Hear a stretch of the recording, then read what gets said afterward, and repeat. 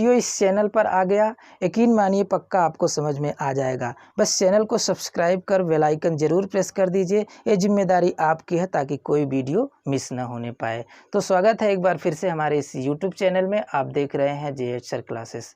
Environmental science यानी कि पर्यावरण विज्ञान में आप पढ़ रहे थे इकोसिस्टम।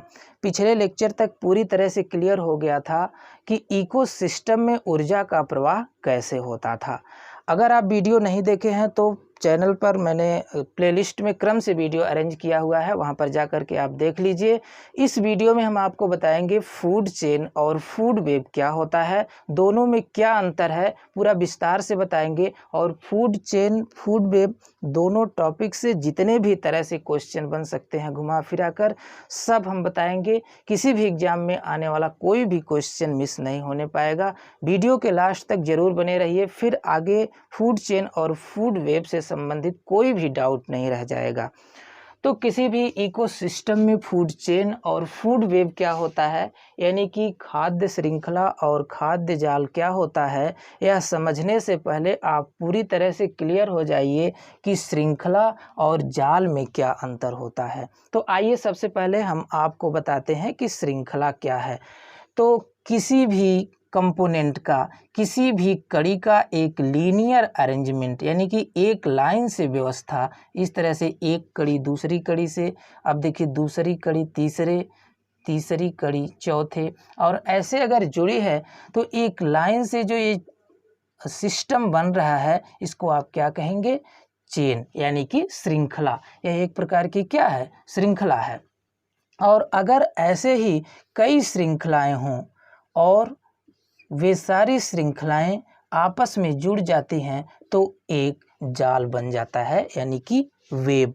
अब आप पूरी तरह से क्लियर हो गए हैं कि श्रृंखला क्या होती है और जाल क्या होता है, यानी कि चेन क्या होती है और वेब क्या होता है।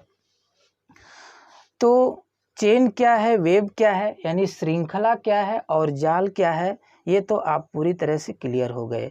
अब आइए हम आपको बताते हैं कि फूड क्या है। तो देखिए यहाँ पर फूड की क्या डेफिनेशन है, ऐसे पदार्थ जिनके ऑक्सीकरण से पौधे एवं जंतु ऊर्जा प्राप्त करते हैं फूड कहलाते हैं। यानी कि सामान्यतः आप जो भोजन रोज करते हैं वही फूड नहीं है, कोई भी ऐसा पदार्थ हो जो हमारी बॉडी में जाकर ऑक्सीकरण के दौरान ऊर्जा देता है। हमारी ही नहीं, कोई भी जंतु हो चाहे पादप हो, उनकी बॉडी में एंट्री करके जाकर के ऑक्सीकरण के दौरान अगर ऊर्जा उत्पन्न करते हैं तो वे सारे पदार्थ फूड यानी कि खाद्य के अंतर्गत आते हैं। खाद्य या फूड को आहार भी कहा जाता है।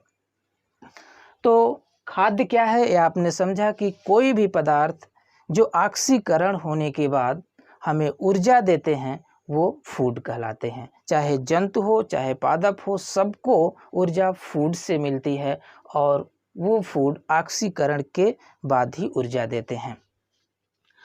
अब आइए देखते हैं कि फूड चेन क्या है।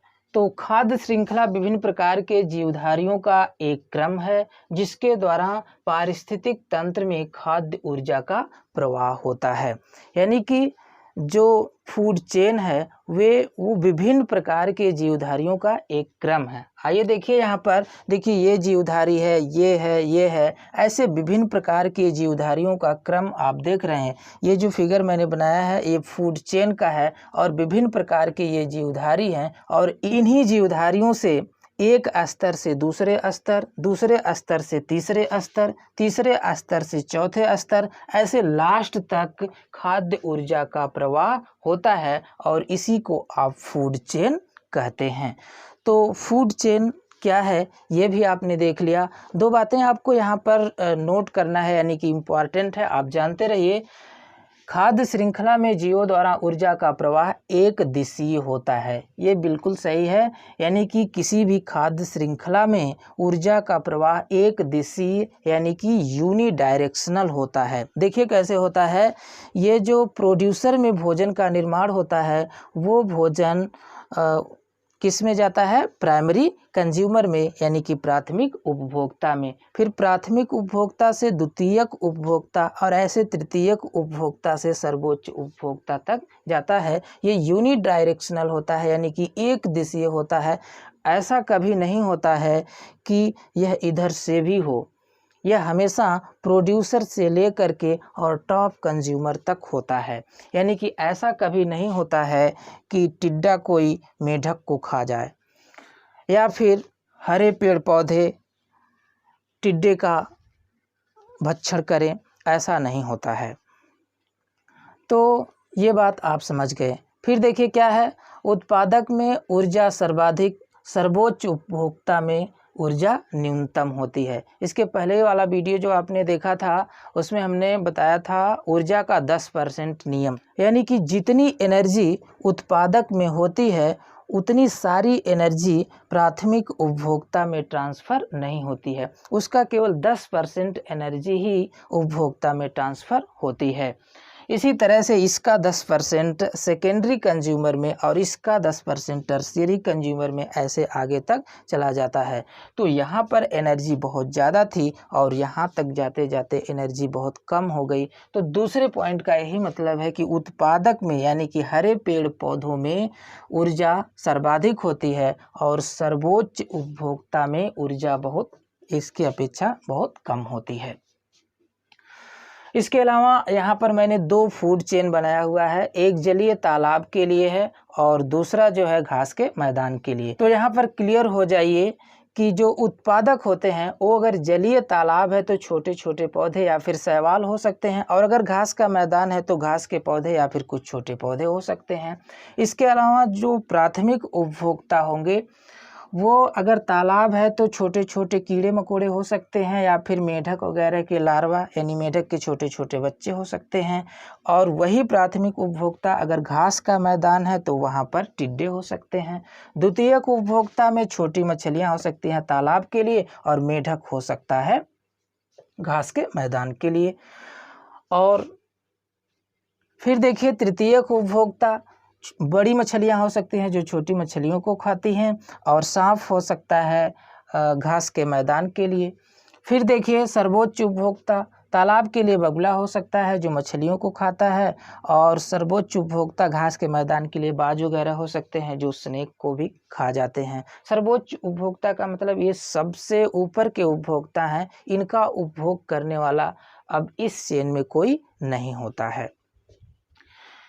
इसके बाद देखिए ट्रॉफिक लेवल क्या होता है। यहाँ पर जो मैंने T1, T2, T3 लिखा है ये ट्रॉफिक लेवल है, यानी कि पोषी स्तर।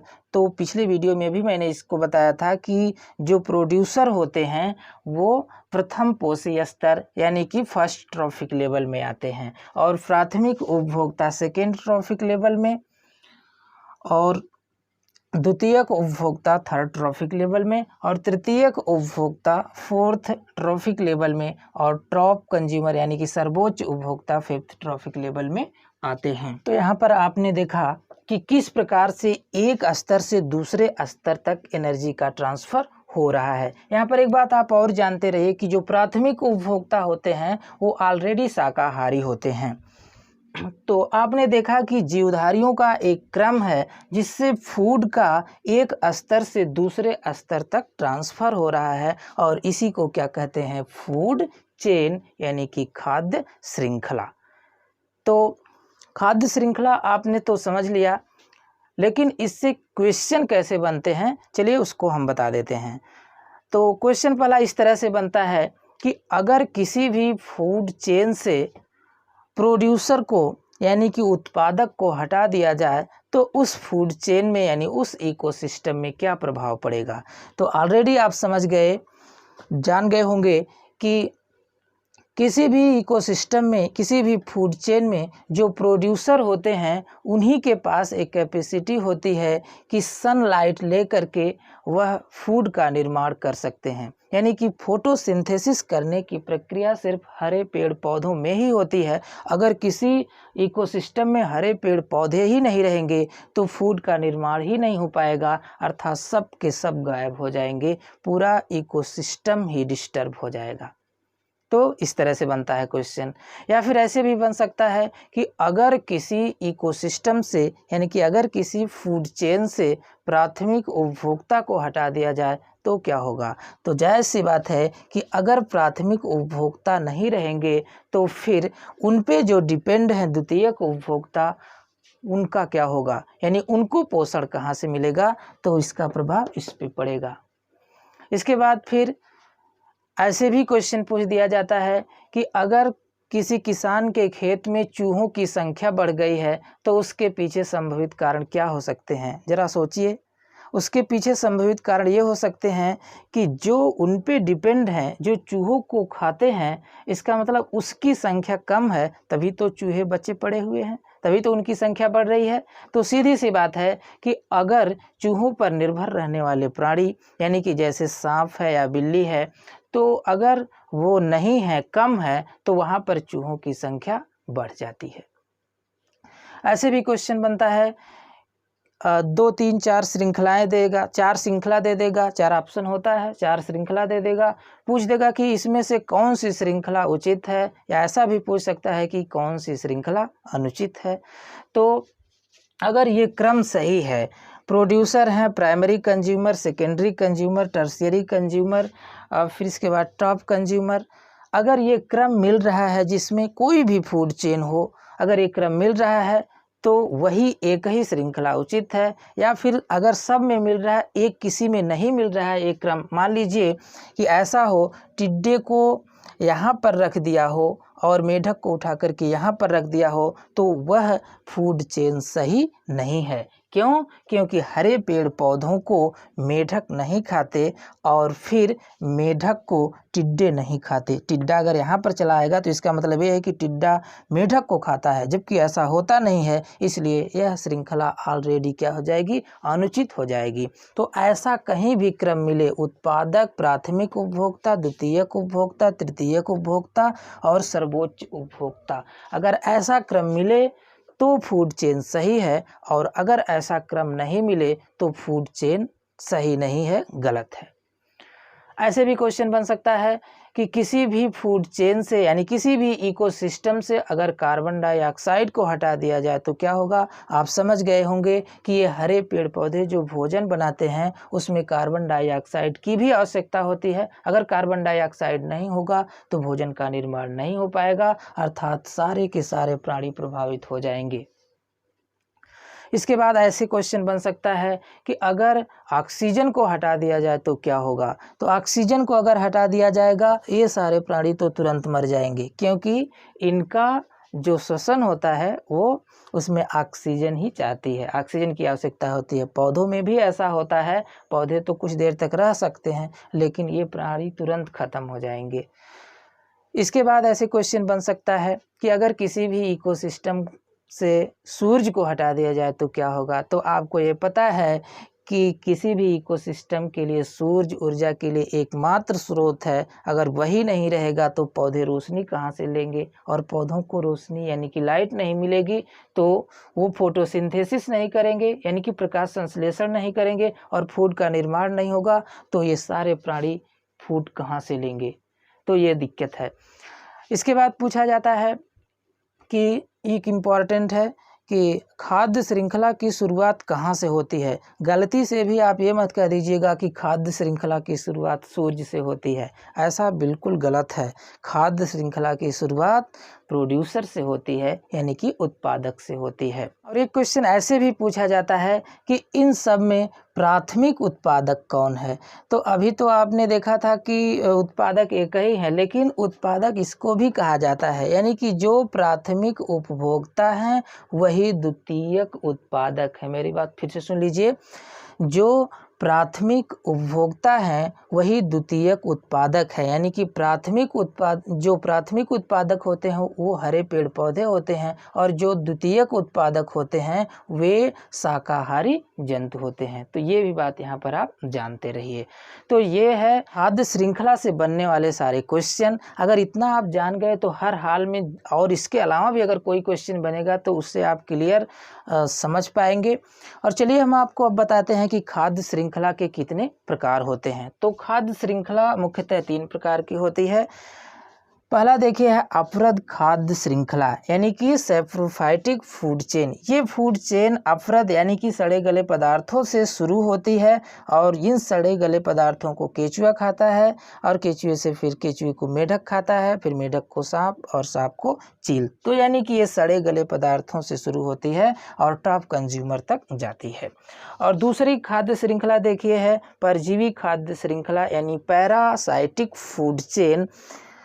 तो ये जो फूड चेन होती है ये बड़े पौधों से शुरू होती है और छोटे परजीवी पर जाकर के समाप्त हो जाती है। जैसे बड़े पेड़ पौधों पर पक्षियाँ होती हैं, उन पक्षियों पर कुछ परजीवी होते हैं जैसे लाइस या बग हो सकते हैं, और फिर उन परजीवी पर भी परजीवी होते हैं जैसे परात परजीवी, उसमें फंजाई या फिर बैक्टीरिया हो सकते हैं। तो ये जो श्रृंखला होती है ये बड़े पौधों से शुरू होती है और परात परजीवी पर जाकर के ख़त्म होती है। और तीसरी देखिए है परभक्षी खाद्य श्रृंखला यानी कि प्रीडेटर फूड चेन। ये जो है छोटे पौधों से शुरू होती है या किसी भी पौधों से शुरू होती है और फिर छोटे जंतुओं से होते हुए बड़े जंतुओं तक पहुंचती हैं। तो ये 3 प्रकार की खाद्य श्रृंखलाएं होती हैं। तो आप क्लियर हो गए कि खाद्य श्रृंखला क्या होती है। अब हम आपको बताने चल रहे हैं कि खाद्य जाल क्या होता है। तो आइए अब देखते हैं कि खाद्य जाल यानी कि फूड वेब क्या है। तो जिस समय किसी भी पारिस्थितिक तंत्र में प्राणियों का भोजन के संबंध में एक साथ विचार किया जाए तो खाद्य जाल बन जाता था। अभी जब आपने खाद्य श्रृंखला देखा था तो सारे प्राणियों का एक साथ विचार नहीं किया जा रहा था, सिर्फ प्राणियों का एक क्रम बनाया जा रहा था। जैसे आपने देखा था कि घास के पौधे को टिड्डा खाता था, टिड्डे को छिपकली और छिपकली को बाज। तो यह एक प्रकार की क्या है, खाद्य श्रृंखला है, यानी कि खाद्य जाल नहीं है। और ये भी आपने सुना था शुरू में कि अगर कई खाद्य श्रृंखलाएं एक साथ जुड़ जाती हैं तो एक खाद्य जाल बन जाता है। जैसे देखिए यह एक खाद्य श्रृंखला है यानी कि घास के पौधे को टिड्डा और टिड्डे को छिपकली और छिपकली को बाज। दूसरा देखिए यहाँ पर घास के पौधों को ये खरगोश खाएगा और खरगोश को बाज। एक और खाद्य श्रृंखला देखिए, घास के पौधे को चूहा खा सकता है और चूहे को सांप खा सकता है और सांप को बाज खा सकता है।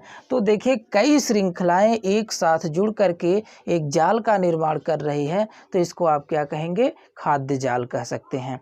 अब देखिए जो खाद्य जाल होता है उसमें ऊर्जा का स्थानांतरण बहुदिशीय होता है, यानी कि यूनिडायरेक्शनल नहीं होता है। जैसे यहाँ पर देखिए घास के पौधे को केवल टिड्डा ना खा करके उसको खरगोश भी खा सकता है, चूहा भी खा सकता है, और चूहे को केवल सांप ना खा करके उसे बाज भी खा सकता है। तो यह एक प्रकार का जाल बन जाता है, यानी कि कई श्रृंखलाएं आपस में जुड़ करके एक जाल का निर्माण कर देती हैं। तो इसे आप क्या कहेंगे, खाद्य जाल।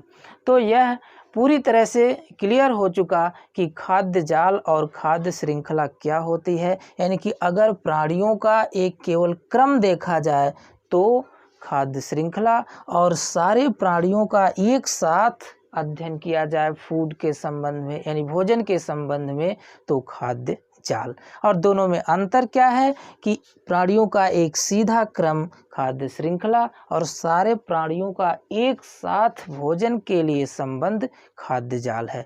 तो पूरी तरह से यह क्लियर हो गया कि खाद्य जाल खाद्य श्रृंखला क्या है और दोनों में क्या अंतर है। तो मुझे यकीन है आपको पूरी तरह से समझ में आया होगा। फिर मिलते हैं अगले वीडियो में पिरामिड के साथ, यानी कि इकोलॉजिकल पिरामिड क्या होता है और उसे हम पूरा विस्तार से बताएंगे। पूरा वीडियो देखने के लिए बहुत बहुत धन्यवाद। Best of luck.